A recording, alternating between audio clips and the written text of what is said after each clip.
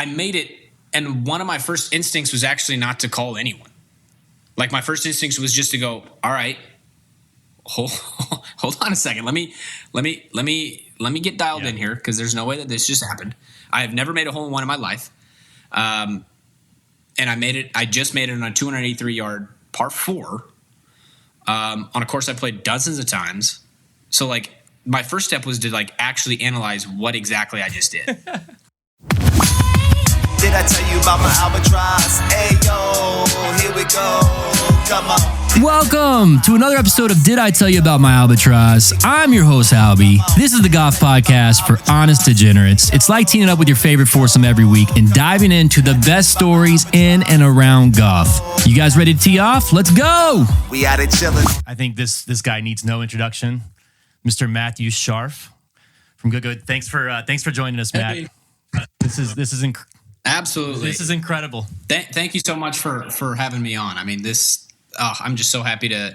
I've been really trying to tell myself I want to do more podcasts recently, and my team came across the email and they said, "Hey, and you want to try and make this work?" And I said, "Absolutely." I was super stoked. So I'm just glad that we got it dialed in. And I'm here, man. Absolutely. Well, thanks again. But well, Matt, first of all, let me just kind of share. I don't know if you've heard the story. Let me just share with you, just to give you some context on what happened to me. And yours is well documented. I'm going to dive all into yours, man. I really want to spend some time on it because it's just, I think there's something beyond, just a lucky or a good shot with all this stuff. Something's going on here, man. Like I that's my belief. But anyway, to give you some context, all right, member tournament, the year's 2020. My buddy and I, it's a 2-day tournament. We finish on Pine 1, which is a par 5 at our country club here in Tampa, Florida. And I hit a good drive, which was crazy, Matt. I was all over the place that whole entire weekend. Like, it was just amazing. I even found the fairway. Then I was 247 out, 3-wood. It goes in, which is crazy. But that's not even the crazy part. We go in and turn our scorecard in, Matt, and then we realize that going into that hole, we were 3 shots back. So with the walk-off Albatross, we end up tying for the tournament win. And I mean, like, I thought immediately, Matt, I thought I was going to be famous. I thought, like, immediately, that Sports Center, that Scott Van Pelt, like, I didn't know how it worked. Like, I was just like, am I going to do Fallon? Like, I didn't know what was going on. So none of that happened. No one cares about my shot. And my buddies are so sick of me talking about it. My wife, if I tell her again, she's going to leave me. So I was like, I'm going to start a podcast. I'm going to tell the entire world about it until someone hears me. So anyway, I went deep on it. Like, I figured out, I hired a data scientist to figure out the odds on this thing. And to be in that predicament, an Albatross is your last shot to be 3 shots back. He came back with 1 in 600 million were the odds. So anyway, man, I just, for context, when I see your video, and I've watched it a million times, I get goosebumps because I know that feeling when you run towards everyone's like, laughing at, dude, I get it. Like, I totally get it. It's just an incredible feeling. So That's insane. Yeah, I was reading up on your little bio and like trying to read the story, and I was like, this sounds absolutely there's no way that this is like, because I remember a video that me and Garrett did a long time ago. It was a challenge called like the 10 birdies challenge, and it was the first person who could make 10 birdies. And we get going through. I have I think we're like on the final hole, and Garrett needs a hole in one to win. And it's like I'm like at 9, and he needs a hole in one to win or whatever. And he steps up at the junior course, and he drains it on me. Like, he needed to make it, and he made it. And it's a video that not a lot of people talk about. It's very, like, it was very old days, so it didn't really get that many views. It was when I first started. And he makes it on hole number 6 on the junior course. And it was just something that I could not believe. So, like, when I was trying to read that little bio you had, I was like, this is exactly how he felt. Like, absolute, there's no way. And obviously, to make an Albatross and do it, do it that way is just even more impressive. And that was just, I'm so glad you explained it, because that story sounds If I could insane. Jump through the screen and hug you right now, I would, dude. Because you're like the only guy that gets it. Like, I've told, like, my friends are like, yeah, dude, but you didn't, it wasn't filmed. Or like, they just come up with, I'm like, yep. Come on, man. Like, it's just a coincidence. And I get it. Like, for me, it's a lucky shot. Like, I'm a 4 handicap. I mean, it's not, but it's just, and so that's kind of what I want to talk to you about. It's like, I was going through some of your old videos, man, before we had this thing scheduled. And you actually called it, like, when you were going through all the back challenge. I think it was like October. Well, actually, I wrote it down. It was October, 2022 maybe. And you had said, hey, man, you were like just giving everyone an update on where you were at. And you had told everyone, hey, it's okay. I'm going to recover. and I'm gonna make another hole-in-one, which was crazy. Like, I mean, I don't like you actually called it like then. I don't know if you thought about that. Like, that to me is insane. Did you realize that you did that, or have you thought of that? Me? No. I mean, when I said that, I'll be quite frank. It was like, all right, it's going to happen at some point. I know it, like, some way, somehow, but it's going to be on a par 3, brother. Yeah. It ain't going to be on a par 4. That is not any way that I was thinking, all right, I'm going to make another Albatross, and it's going to be 360 yards, and I'm going to be the man. No chance, especially with my back problems, thinking, like, I'm not probably going to be able to hit another green again off the tee box. Like, I have to switch my whole swing. Like, things are going to happen to where I don't get that power that, with my old drivers, I could hit 370 easy. I'd beat I was one of the longest hitters, and I could outdrive Mike. I outdrive Bubby. I could outdrive everybody easy if I wanted to. And then that happened, and I was like, I'll make another one. Don't get me wrong, but it's going to be like on a 160-yard par 3. Like, come on, guys. Right? Well, it's nuts, man. Like, even this challenge you guys did, like the hole-in-one challenge, which was just crazy. First of all, I can't believe that. Well done. I mean, the production and everything was just unreal, man. Like, you guys got it dialed. Like, it's crazy. And then the fact that you guys actually did it was nuts to me. I mean, I'm sitting there watching the whole thing. I'm like, I don't know if these, like, anyway. How fun was that? No, that was, oh man. Like, when we started thinking about ideas that we wanted to do on our live stream, we were like, all right, what do we want to do? Do we just want to like a little 2v2, 3v3? That's a par 3 course. It's going to be fairly easy to do, whatever. And then, of course, all of us idiots were like, oh, let's do a hole-in-one challenge. Oh, that'll be. I'm like, you guys don't understand how hard this is. It's not just, you don't just go and do it. Like, who do we think we are? Obviously, we've done lots of these challenges in the past, and we're like, all right, it's a fairly short. We can move up the tee boxes, whatever. And then, of course, we go around the whole 18, and like AJ was close the entire day. The man almost made 4 hole-in-ones on the first 18. I was like, we might get this done pretty quickly. And then we start playing, 12, 13, 14. No one's getting really close anymore. I was like, see, that's what I'm saying, guys. We're going to waste a whole day here.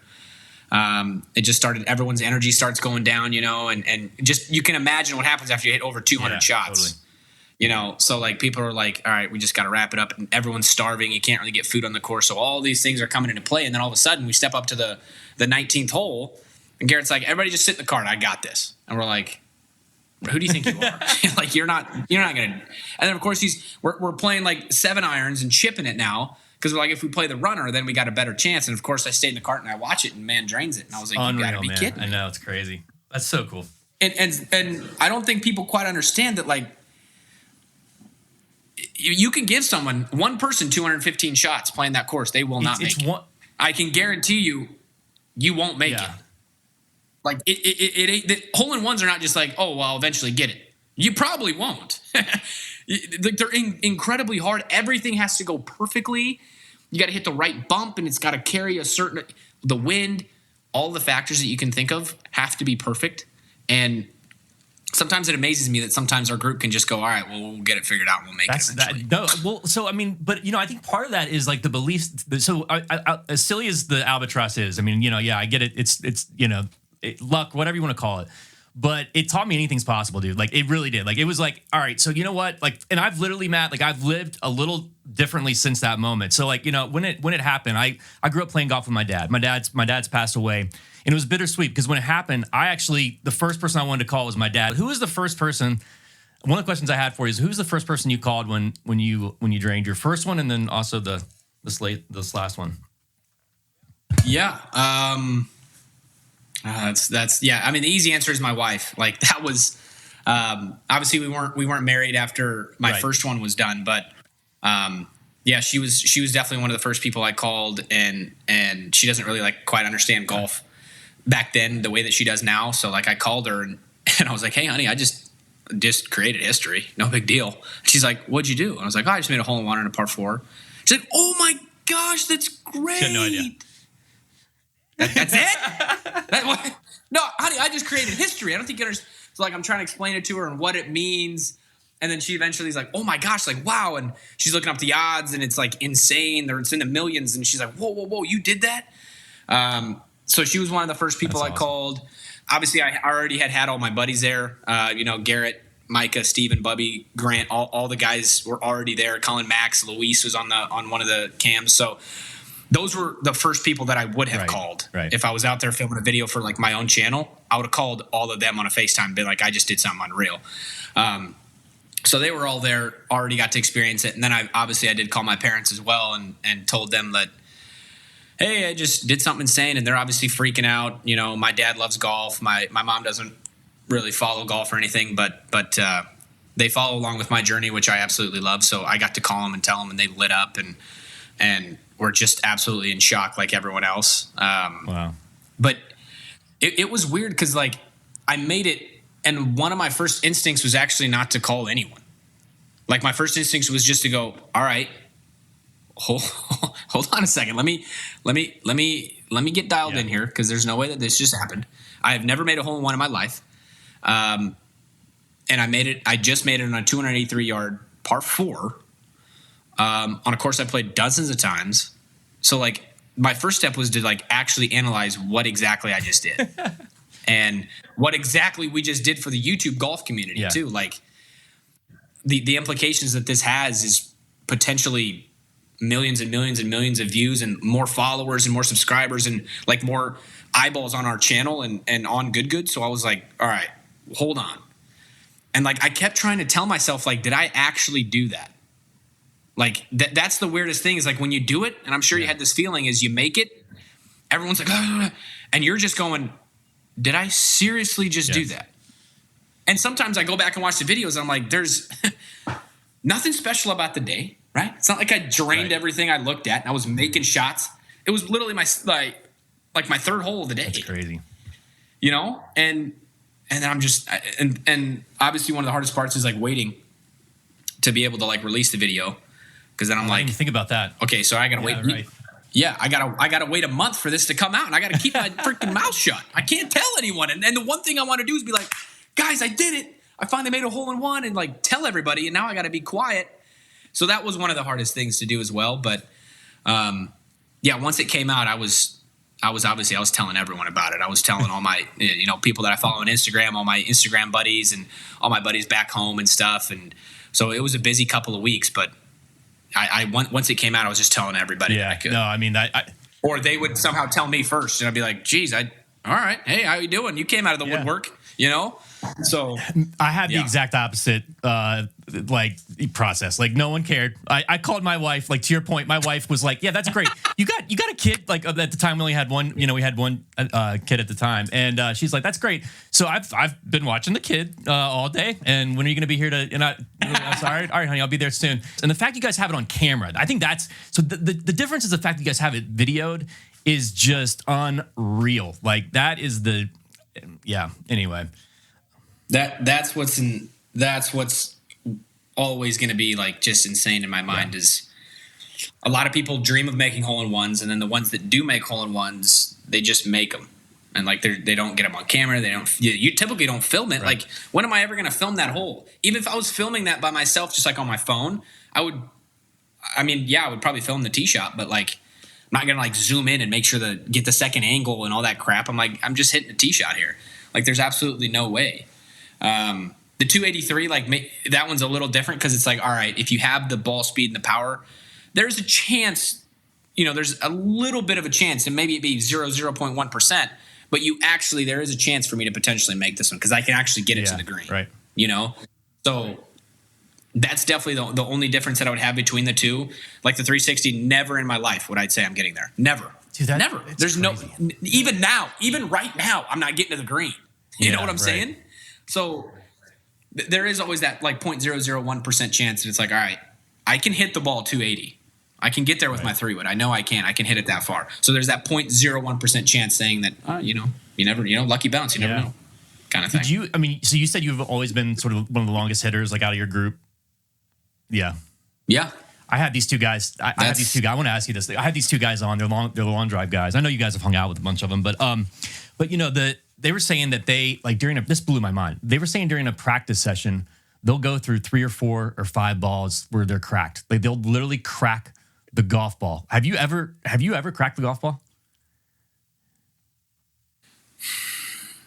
I don't think I've ever cracked a golf ball, but I have cracked many club faces. Yes. So one of my old Cobras when I was on the range at just one of our local ranges here. I stepped up and just cranked one, and I looked at my driver, and the back piece had fallen off in the middle of the face, was cracked. Wow. And I was like, huh? But that also is due to the fact that when you go to the range and you're using the freaking floaters, right? The Pinnacle hard, one-layered golf ball, typically if you have a higher ball speed, that's how some of those like Kyle Berkshire and those guys, Martin, like they can break golf balls because like like their ball speed is like 10 times faster than mine. So they can, with their club head speed and stuff, getting through the ball easily can crack balls. But I would be more so worried that if that ball makes contact with your club face, it's going to crack it almost instantly. I feel like, like I was even playing with one of my buddies, Sam Murphy, on the range, and we were using kind of those crappy balls, and he cracked his 2-iron. He was just hitting it normally because the balls, they get used so much and they're super hard. You can easily crack them. You don't even have to have a super fast ball speed. You just have to hit the center of the face and just get unlucky. Yeah, I mean, that blew my. I couldn't believe it. Like with your point, like so this guy that we had on, his name's Sam, and he basically, I think he's one of like 3 or 4 people. Kyle's like one of the others, but he has a ball speed of over 240 miles an hour, which is like there's like maybe a handful of people that's ever done that. And then you take like Cam Champ, who has like the fastest ball speed on tour, and he's at like 190 or like 180 something. It's like, I mean, it's just insane. I mean, it's crazy like the difference that those guys get. So anyway, man, how is the back? Like, so, I mean, I know you've had to change your swing around a little bit. Like, I mean, whenever I see, I'm just like, oh man, I'm always like, man, I just hope he's staying healthy. And is it something in the back of your head? Are you fully recovered or? Yeah. The back is just an unfortunate ongoing struggle. It's definitely better. I've had, obviously I had that whole swing change, and I had to like kind of take a break from golf for a little bit and kind of reevaluate my swing and like really take some time to figure some things out. And ever since then, it's gotten a little better. Unfortunately, I don't know if it ever will get back to 100%. And that's, I think, the thing that always lingers in my mind is I just don't know that I'll ever be able to get it to 100% because like I can do all, I got like chiropractic sessions and, I'm seeing doctor visits about it. And obviously I was doing a bunch of like facet injections and steroid epidurals. And I was doing, all the stretching and like I could do pretty much everything I can other than surgery, like avoiding surgery. I even got like an RFA, which is a very minimal invasive surgery where they have to cut you open just a little bit because the needles are a little bit bigger and they kind of burn the nerves. So like I've done pretty much everything I can other than surgery, but I just, it's just never, I don't think it can ever be 100% unless somehow I can just take my spine out and just get a completely new one. I think that's the only way that I would ever be able I'm to a tech guy. I have a tech background. Hey, we'll work on it for you. AI spine, baby. No, it's crazy. I have neck issues and problems, and there's nothing like, and I've had back spasms and all that. But dude, there's nothing more debilitating than having that kind of. It's just a different kind of pain than really anything else that at least I've ever dealt with. So anyway, yeah, it's like the golf swing is it's like catered around like the back is literally the most important part of your swing. Other than like, your legs, like you need your legs to kind of drive some power and stuff and those sorts of things. But like your back is just, it's already such a delicate piece of your body. And like the fact that I have to go play golf and I got to twist and I got to rotate. And, maybe sometimes I dig into the ground a little bit too hard and then I kind of like pull out a little bit and I can kind of feel that. Sometimes like I just filmed a match and after the round, my back was kind of hurting. And it didn't really hurt all around, but when I'm swinging it by myself playing a match and I have to hit 18 drives, or 14 drives or whatever it is, it can kind of wear and tear on me a little bit. But as of right now, the good news, the upside is that it feels much better. Good. Like it's felt better than it ever has. And I think if I keep doing my appointments and keep stretching, and unfortunately won't be able to, hit a lot of tee shots in the scrambles anymore. I obviously a lot of people in the fans have seen like I don't hit tee shots if I can avoid it. Like those sorts of things will probably never change again, unfortunately. Yeah. But, if there's a drivable par 4, I'm going to step up and I'm going to try and hit it and see if somehow we can recreate history again, and I try my best to go for it on par 5s. And, those sorts of things. But for right now, it does feel the best. Well, that's good to hear, man. What all right, I got a couple fun questions for you. So what's one of my favorite things about you guys are these challenges. Like you guys, obviously you've inspired so many of the creator community to kind of do these challenges and different things. What is your favorite one? I mean, everything from the frying pan to you guys have done it all. What's your favorite one? Oh my goodness. I think right off the bat, one of my favorite ones is the Wheel and Not Ideal challenges that we do. I think they just bring up lots of memories for me. Me, Garrett, and Steve, when we started doing this whole thing, like the wheel was insane. It was like a turn of the YouTube golf century. Like it was just something that nobody had ever seen, and somehow we created just something that was so fun and something that seemed so non-golf related. Like we were playing with spatulas and we literally hit burgers. Like we were, playing with tongs and like all this sort of stuff. Like we were literally trying to make it so not golf related so everybody could be like, yeah, hey, we could go play and do this for fun, So that one brings up a lot of memories for me, and I always love the Wheel and Not Ideal when we play it. No, so I love silly. Like that, the whole reason I started this crazy thing is because I just love silly, and like I love I have two co-hosts that do this thing with me. We go by we have head covers that are crazy. Like one of them was this guy had a weird name. His name's Lakin. But he had an amazing head cover, and it was a Panda. And so we call him Panda. He's just been Panda. I think his wife calls him Panda now. But long story short, Panda we were talking one day, and the argument came up where you had this TGL league, the Tomorrow Golf League, and they're gonna be hitting, and I realize they're gonna be hitting off regular turf, but we were looking into it, and I guess there's a whole simulator league. I didn't know this. There's a whole simulator league of pro guys, and that's what they do, and you can win money and everything else. And my argument was that I think you take a PGA pro and you put him against a simulator guy who does that all day long and competes on it. I bet the simulator guy has some sort of an advantage just because he's hitting off mats and so on. And Panda, that would be my thought. But Panda came and said, "Oh, Scotty Scheffler can hit a golf ball off a plate of spaghetti or a pile of spaghetti." And Matt, I couldn't get out of my head, dude. I couldn't get out of my head. So now what we've been doing is we've been cooking all kinds of pasta, and we've been going around and we've just been hitting all types of golf. I'm talking about penne, angel hair, al dente. We've been doing all kinds. And I just love, that's the stuff that I love that more than, I could care less what Jordan Spieth is thinking about this week in the tournament. I'm interested. I am interested in that stuff, but for me, I care more if Scotty Scheffler can hit a ball off a plate of spaghetti to me, So I really appreciate that. And that's the truth. That's the truth of it, man. And honestly, the fans love to see it too. Like fans love to see. Obviously, I love to see pros in their element. I love going to tournaments. We just were at the American Express and we played in the Pro-Am, and we got to watch. We played with Min Woo, so like we got to experience like up close one of the best golfers in the world do it, and averaging like 190 ball speed. Like he hits it like an animal. He's a beast. And we've watched many, many others, so it's like I love watching him in that element, and it's so fun, and it makes me want to go play more golf. But then it's like, dang, this, Jordan Spieth's 120 yards out. Let's see a 4-iron flop in the green, brother. That'd be fun. You got that in the bag or not? And somehow he'll probably pull it off. It's Jordan Spieth.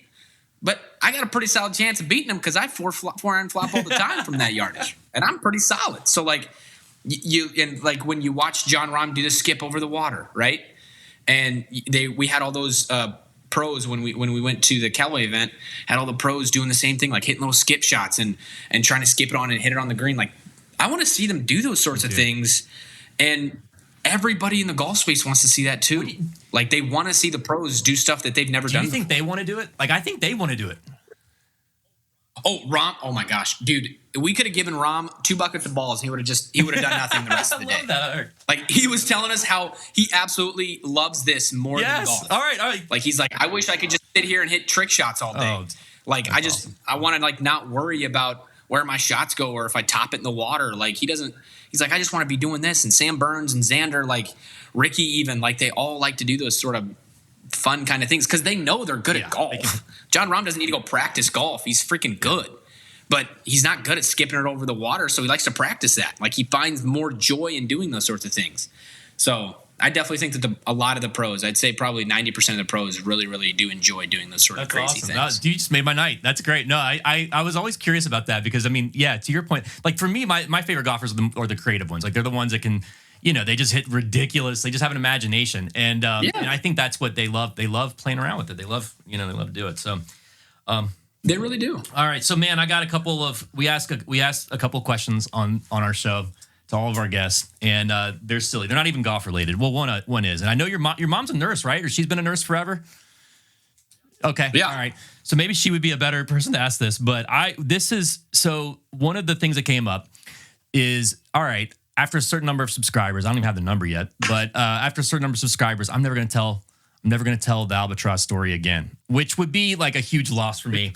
And, of course, my co-hosts were like, dude, there's no chance. Like, you're going to be playing Pine 1, and you're going to be playing with a bunch of, like, maybe jabronis for whatever reason, and some guy's going to skip one up there on the green, and they're going to say, oh, my God, that's the best shot I've ever seen on this hole, and you're not going to, pipe up and be like, oh, I got an Albatross here. And I'm like, nah, man, I'm a man of my word. Like, I'm not going to do that. And he said, all right, well, what are you going to do if you do? So we talked about, he said you should eat the golf ball. So I actually have the golf ball that I hit the Albatross with, and he said you got to eat it. And then we started thinking, like, do you think that would kill? Like, can a human being, Matt Scharff, can a human being eat a golf ball or swallow it and survive? My initial reaction is to say that no, or say yes. Like, it'll just pass through your system. Like, it's gonna hurt. I think and. You may, there's a good chance no, I'm sure you'll probably be able to push it out. But like, my initial reaction is to say yes, because I feel like the human body could take it. I feel like you're going to be damaging some things along the way. Right. But that's a great question. I bet my mom would also be kind of perplexed as to how to answer that, because like, as a nurse, as she's seen everything. I bet. Oh, I can imagine. She's seen things lodged in places and things sticking out of people when they walk in. So like, I bet she would probably say that you could survive. Like, you probably would have to just go to the hospital and they could, all else fails, they can just take it out. Yeah. But I go back and forth with it. If I just sat here and swallowed a golf ball, could I even swallow? That's what we don't know. Am I going to be able to get that down? Kills you. I don't know. I think you could suffocate. I don't know, man. This is the kind of stuff that drives me crazy. I can't sleep at night over this question. It's driving me nuts. I think you die. I don't think you can do it. And by the way, we're not recommending anyone to eat a golf ball. Let me go ahead and put that disclaimer out there. Yeah, no, we're not. That's not. But it's just a great question, because you ask 100 people, you're going to get 50 one way and 50 the other. That's what I love, those types of questions. Because I also feel like you'll do that, and there is a great chance that it could just get stuck right here. Yes. And then you can't breathe, and then obviously you're going to die soon. But like, if you do somehow and you get it, like, but what if you get stuck right here? Then get stuck any place. Does it just? I don't know. Now Panda thinks, now his rebuttal, he says people swallow swords. Great point. It's a great point. People do swallow swords. I don't. So you know what? I don't know. Yeah, but a sword is. That's true. Swords like this, and like you can get it down here. And I also think sword swallowing is a complete joke. Like, there's no way they're swallowing a real double-bladed edge sword that can cut like a log. Yeah, it's definitely down their throat. So it's a trick, right? I have no idea. It's probably. I'm sure it's or it's just a sword that's like dull and like it doesn't cut anything. Yeah. First of all, okay, they ain't shoving real swords down their throat, or else they'd literally cut. They'd be bleeding. There's no chance. But then, like, you got to think of a golf here. Yeah. Like, you're telling me that. Like, there's no way that's just gonna sit there. I think you're dying and go. I think there's a great chance it gets stuck right here. Oh, dude, thank you. So you've actually put some thought and some care into answering that question. Thank you. Like, a lot of people just kind of laugh it off. I think it's a great question. I got another good one for you.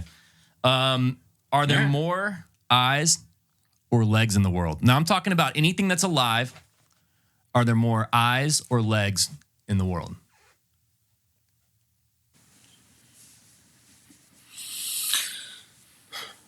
Oh, I love these questions. I see them on TikTok all the time. So this is animals, this is mammals, this is herbivore, this is everything that ever existed. We're talking about the whole deal. Because you gotta eliminate every fish. They got no legs. Thank you. Pretty much. Yeah, some dude was trying to tell me that tentacles count as legs. I'm like, no, they're tentacles. No, they don't. That's not a leg. You're talking about legs, like this leg, like you're. And technically, like, if you're thinking about a lion, they walk on. Is it four legs technically? I think those count as legs. I'll give those legs. And I think crabs probably have 4 legs. I mean, Because spiders have 8 legs, so if you Yeah. that's 8 times however many spiders are in this world. Centipedes. But then if you calculate the fish and they have no legs, like how many fish are in the world? Like I think eyes win. Eyes win. I think eyes win. I think eyes have it by a mile. ChatGPT says legs. I think it's eyes because of exactly like there's fish that we don't even know about out there. So I mean, to me, it's fish. But yeah, and we haven't even been in all of the sea. Exactly. Like we've explored like 10% of the sea. We haven't even been deep in the Mariana Trench. There's there's the megalodon down there. He's chilling. So we got a couple of them at least. I think eyes take it by a long shot. See, we're on the same page, man. We're agreeing on the golf ball thing and on the eyes versus legs, and we also have albatross. And if we do, so I mean, we're just connecting right off the bat. But like, think about it. Some humans also are born without limbs, so some are born without legs. Are they? I guess. But wow, I guess typically, yeah, I didn't think of that. Typically, all humans have eyes, don't they? So people aren't born with. You can't be born with no eyes, or can you? I didn't even realize you could be. I mean, this is. I'm going to sound really ignorant. We might edit this part out because I don't want to sound too stupid. But I mean, I didn't realize you could be born without legs. I didn't know that. I mean, I'm sure you can. Yeah. Or you could be born with like you might have to get amputated at a really young age or something. So you could be born with just one leg, but you have 2 eyes. So then you try and calculate. I mean, I don't know. You could I mean. That's probably just such a small margin. Yeah. But no, it's crazy, man. Anyway, so we did this. It's funny we were talking about legs and arms and eyes and all this stuff. We did the one arm. We did this 1 arm bandit challenge where we did, and you guys have probably already done this, and I just didn't see it, but we did where one guy throws the ball. So he has a guy throwing the golf ball, and then you have another guy who plays with any club in his bag, but he can only play with 1 arm. And who do you think? And we played from the red tees. We played 9 holes at our local club here. Who do you think wins in that? And they're both scratch golfers. Well, who do you think wins? Did you participate? I filmed it. So who was playing? Panda and my other co-host Shepard. Yeah, and they're both really good golfers. But I want to say Panda took the dub. Dude, you are spot on tonight. You're on fire. Yeah, no, Panda. So Panda, I guess he slung the javelin in high school, so he can sling. Oh, so he's clutch. Dude, I've never seen anyone throw a golf ball like this dude. You'd never he looks like Ted Lasso. Like he looks very unassuming. Like you're looking at him like, oh, this guy, he's not gonna be able to throw a golf ball very far.